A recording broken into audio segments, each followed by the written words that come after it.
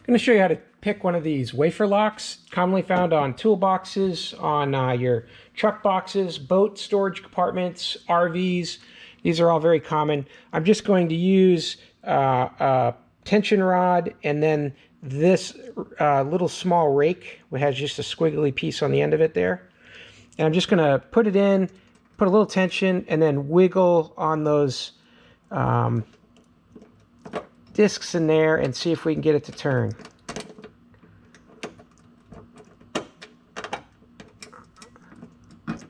And there we go.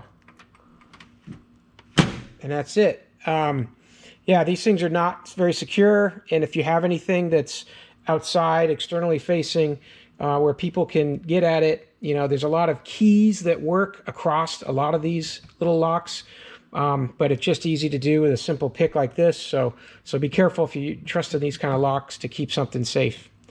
I hope that helps, and if it did, please give the video a thumbs up. That'll help other people find it as well, and have a great day.